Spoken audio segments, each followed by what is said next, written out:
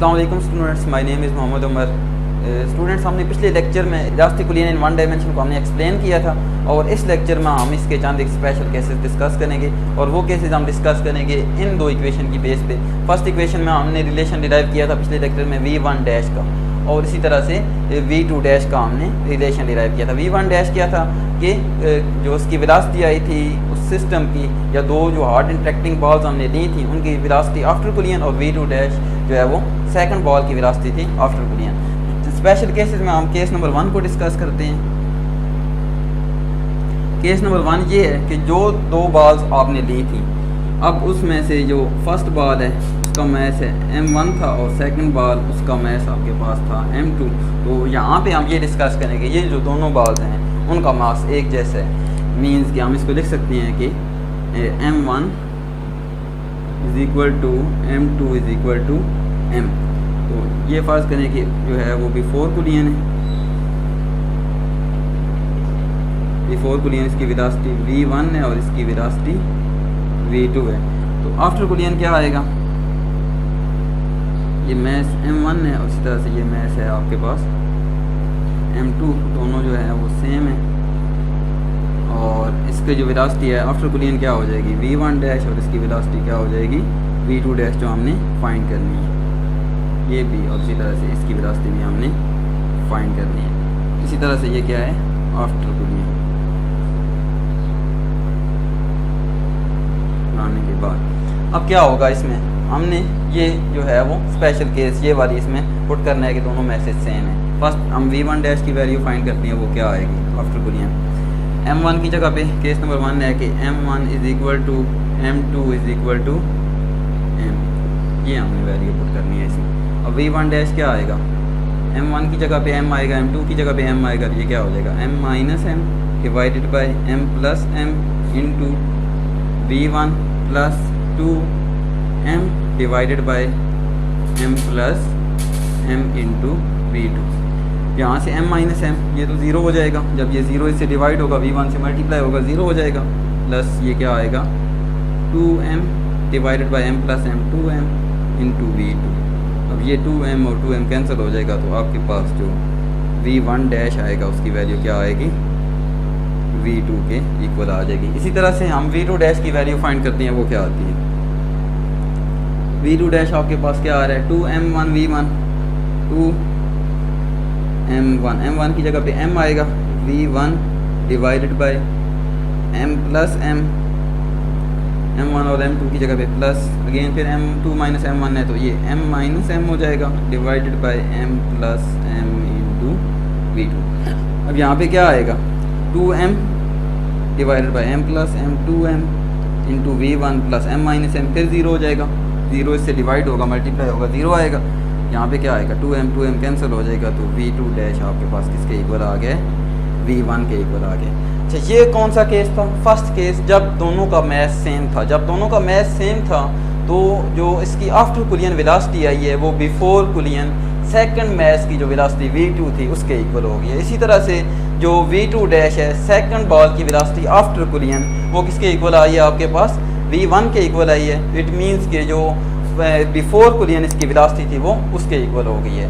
Means कि ये velocity interchange हो गई हैं कि जो पहले v2 की वेलोसिटी थी अब वो v1 की वेलोसिटी बन गई, जो पहले v1 की वेलोसिटी टकराने के बाद वो v2 की वेलोसिटी हो गई है। तो मीन्स कि ये वेलोसिटीज़ जो हैं वो इस तरह से इंटरचेंज हो गई है। तो यहाँ पे फर्स्ट केस में हमने ये चीज़ जब हमने मैथ इक्वल रखा तो हमारे पास ये वेलोसिटीज़ कुछ इस तरह से हैं। अब नेक्स्ट हम सेकंड जो इसका केस है उसमें ये डिस्कस करेंगे कि दोनों जो मैथ्स आपने लिए हैं वो हैं सेम, वेट उनका सेम है, ठीक है, मैथ्स उनका सेम है, मैथ सेम है, लेकिन जो सेकंड वाला मैथ है वो रेस्ट में है और उसकी जो वेलोसिटी होगी अगर वो रेस्ट में है तो वो ज़ीरो आएगी आपके पास।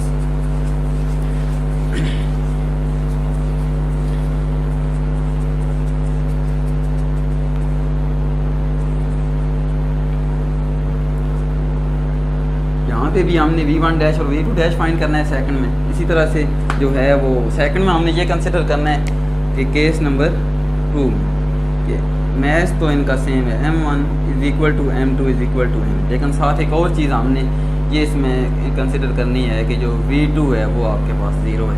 अब V2 0 होने से मुराद क्या है, V2 0 सेकंड मैच की वेलोसिटी है बिफोर कोलिजन, और ये जो वेलोसिटी है ये कौन सी वेलोसिटी है उसकी कि वो जो है वो रेस्ट की हालत में है, ये ज़ाहिर कर रही है V2 = 0।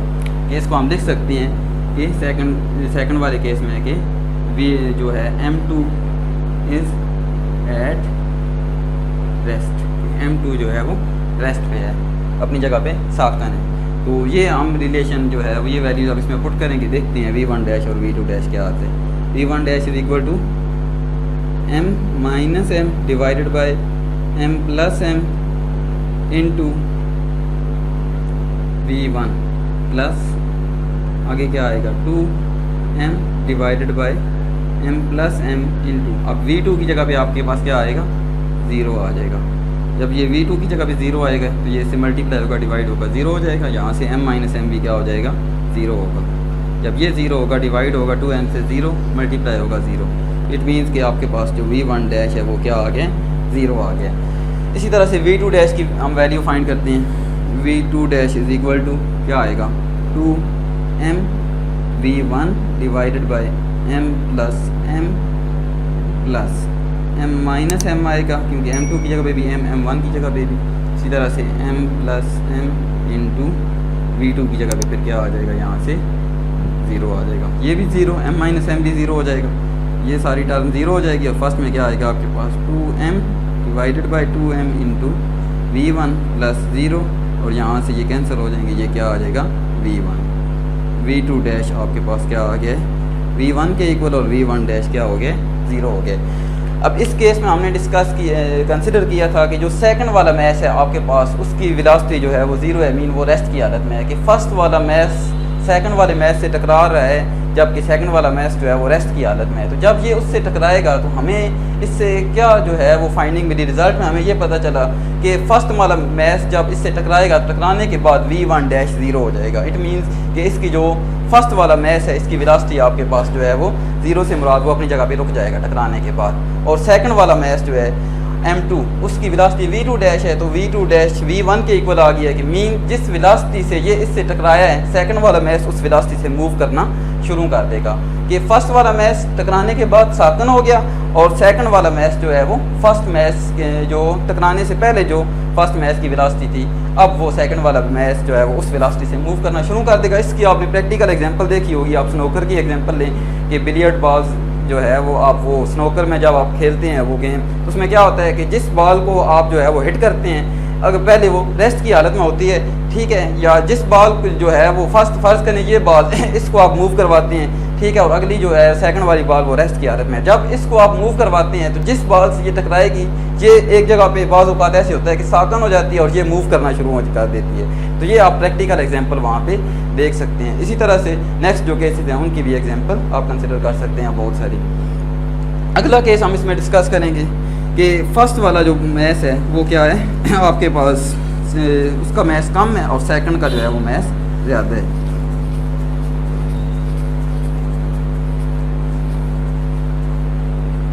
हम फिगर भी इसकी चेंज कर दूँगा।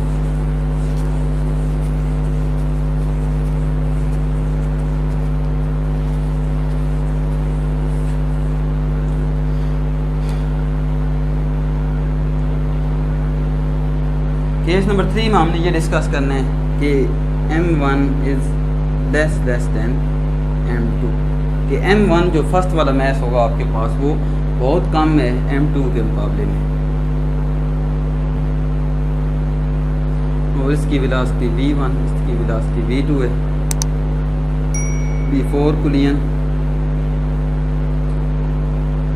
और आफ्टर कोलिजन ये भी इस तरह से मैच M1, और ये क्या है मैच M2 है, इसकी वेलोसिटी V1 डैश है, इसकी वेलोसिटी V2 डैश होगी जो हमने फाइंड करनी है।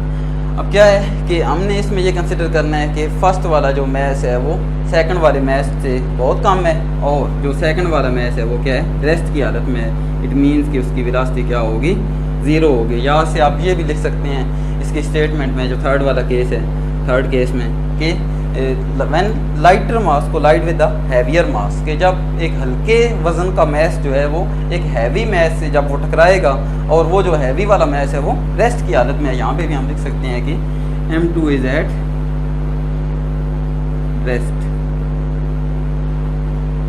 और उसकी जो m2 जब रेस्ट पे होगा तो उसकी जो वेलोसिटी होगी वो क्या होगी, 0 होगी। तो तब जो है वो v1 डैश टकराने के बाद क्या आएगा और v2 डैश जो है वो इनकी वेलोसिटीज़ पे क्या फ़र्क पड़ेगा, ये हमने इसमें कंसिडर करना है। और एक और चीज़ में देखनी है कि m1 जो है वो m2 से बहुत कम है। तो जब m1 m2 से बहुत कम है तो हम ये भी कह सकते हैं कि इसका मैस फ़र्ज़ करें कि 0.5 ग्राम है और इसका मैस जो है वो 5 kg है। अब 0.5 ग्राम और 5 kg अगर इन दोनों को आप कंपेयर करें तो 0.5 ग्राम जो है वो 5 kg के मुकाबले में कोई हैसियत नहीं रखता। तो यहाँ पे हम ये लिख सकते हैं इस केस में कि m1 को हम नेगलेक्ट कर सकते हैं, m1 जो है वो m2 के मुकाबले में बहुत कम है। तो रिलेशन में हम ये लिख सकते हैं कि m1 approximately equal to 0। v1 dash की जगह पे हम इसकी वैल्यूज़ पुट करते हैं, क्या आएगा यहाँ पे हम ये लिख सकते हैं कि m1 अप्रॉक्सीमेटली इक्वल टू 0।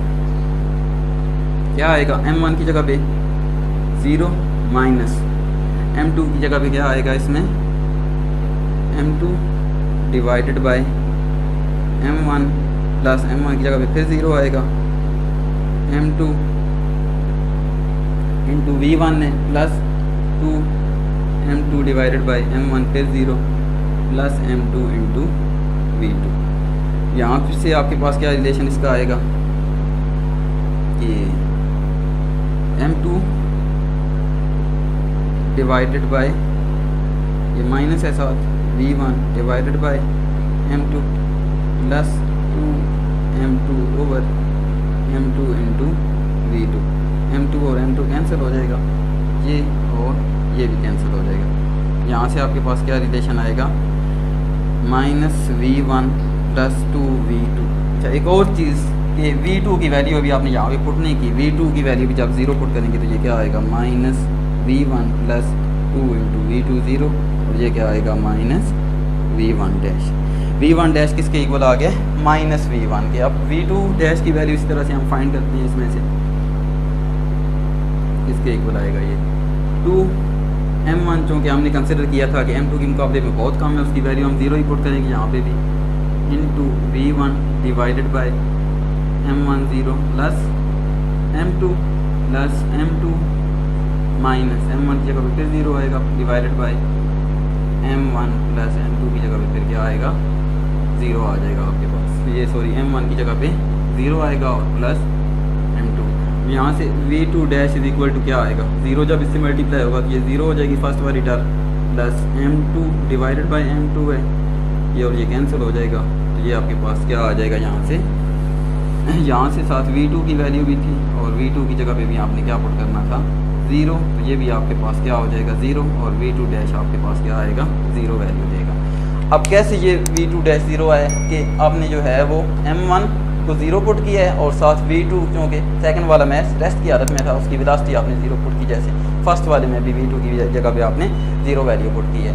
तो v1 डैश जो इसका रिलेशन है टकराने के बाद इसकी वेलोसिटी और v2 डैश जो आई है आपके पास। अब इस पे गौर करें फिजिकली, इसको देखें कि टकराने के बाद क्या फ़र्क पड़ेगा। जब m1 जो है वो m2 से टकराएगा, इसका मैस इसके मुकाबले में बहुत कम है, तो टकराने के बाद इसका मैस जैसे कि आपको बताया कि फ़र्ज़ करें 0.5 ग्राम है और इसका ग्राम 5 kg है, तो क्या ये इस पर कोई असर करेगा। ये टकराने के बाद क्या होगा इसी तरह से वापस मूव करना शुरू कर देगा। अगर आप फिज़िकली जो है वो टकरा के किसी छोटी बाल को किसी इतने हैवी वेट से टकरा के आप देखें तो क्या होगा वो वापस मूव करना शुरू कर देगी। तो यहाँ से भी ये ज़ाहिर हुआ कि v1 डैश जो है वो टकराने के बाद किसके इक्वल आ गया माइनस v1 के, कि जिस वेलोसिटी से ये पहले फॉरवर्ड मूव कर रहा था अब उसी वेलोसिटी से इसने बैकवर्ड मूव करना शुरू कर दिया। माइनस से मुराद के उसी वेलोसिटी से जो है वो टकराने के बाद वो वापस मूव करना शुरू कर देगा, उसकी वेलोसिटी पे कोई ख़ास इतना ज़्यादा फ़र्क नहीं पड़ेगा क्योंकि उसका मैस बहुत कम है। और सेकंड वाला मैस जो है वो टकराने के बाद भी वो रेस्ट की हालत में ही रहेगा, उसकी जो वेलोसिटी है वो 0 ही रहेगी। पहले भी उसकी 0 थी वेलोसिटी, वो अपनी जगह पे साखा था और टकराने के बाद भी जो है वो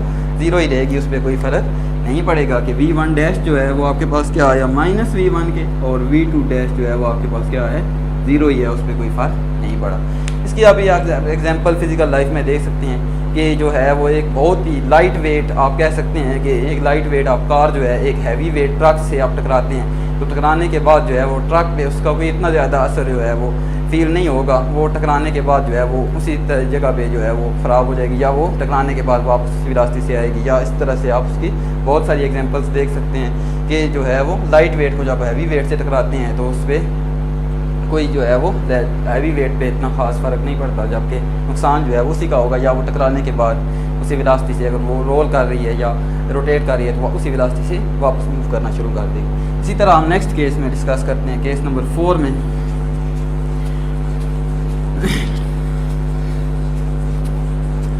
केस नंबर 4 टोटली हम इसके क्या जो है वो अपोजिट लेंगे। अपोजिट ऐसे कि इसमें ऐसे था कि लाइट वेट को हमने हैवी वेट से जो है वो टकराया है, और इसमें हम हैवी वेट को लाइट वेट से कोलाइड करवाएंगे, या हैवी वेट को लाइट वेट के ऊपर हम क्या करेंगे, फॉल करेंगे। तो केस नंबर लास्ट केस जो है वो केस नंबर 4 है इसका।